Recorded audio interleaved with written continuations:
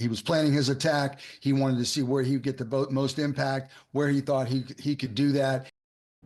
New developments today into the deadly Bourbon Street terror attack as more information is released. Good evening and thank you for joining us. I'm Devin Bartolotta. And I'm Sharice Gibson. It has been nearly 2 weeks since 14 people were killed while celebrating the new year. Today we learned that 57 others were injured, nearly 24 more than originally thought, and 6 of those are still in the hospital. The FBI also released a new photo of Shamsuddin Jabbar during a November 10th visit to the city. They say while he was here, he looked at an apartment to rent in the French Quarter but changed his mind. Investigators also say Jabbar searched online how to access a Bourbon Street balcony. He looked up information about Mardi Gras and read about recent shootings in the city. And just hours before that attack, he also searched for information about a car that rammed into a Christmas market in Germany. And in the hopes of preventing a similar attack, new barricades have been added to Bourbon Street.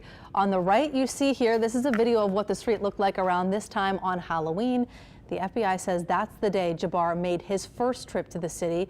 As you can see, nothing was up that night to prevent a car from driving through. On Friday, those large barricades called archers were brought in and placed at intersections along the street. We also saw some new plastic barricades placed around Jackson Square, but as investigative reporter Mike Pearlstein showed us yesterday, they weren't really effective. Yeah, certainly not. That's because they were supposed to be filled with sand or water to add weight, but they were empty. Today, that seems to have changed. Tonight, Lily Cummings shows us how our exclusive reporting led to action.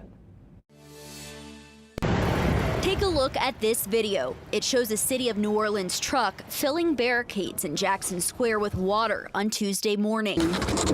Is not going to stop a fast-moving vehicle. Less than 24 hours after WWL investigator Mike Pearlstein showed us just how easy they could move. I guess the power of journalism is still in effect. The barricades were part of a mad dash to secure tourist hotspots in the wake of the Bourbon Street terror attack. Businesses in Jackson Square say they welcome the change. We're all for increased security all the time down here.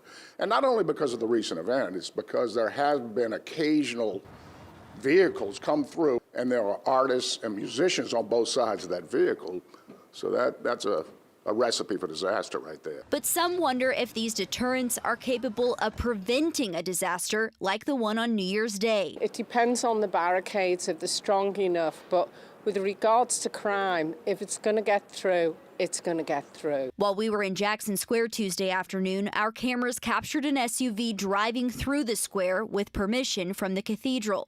That vehicle was able to squeeze between this street sign at Charters in St. Anne and this bollard, which you can see is easily movable. Meanwhile, these gray barricades, water has been added to them, making them heavy and secure.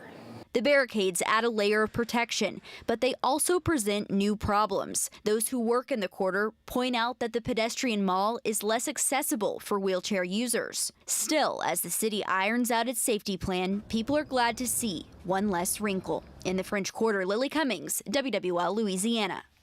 It's still unclear which agency deployed the barricades in Jackson Square without filling them with water. We have asked the city twice now, but have not heard back. We continue to remember the victims of the attack with a statewide period of mourning and a day set aside in honor of each one. Today is dedicated to Reggie Hunter, the 37-year-old from Baton Rouge. His family says he loved fashion, sports, and going to the gym and spending time with his 12-year-old and 18-month-old sons. Yeah, this hurts. This is terrible. And like, we want as much justice for him as we possibly can get. His whole life ahead of him, Reggie was laid to rest on Saturday in Roseland.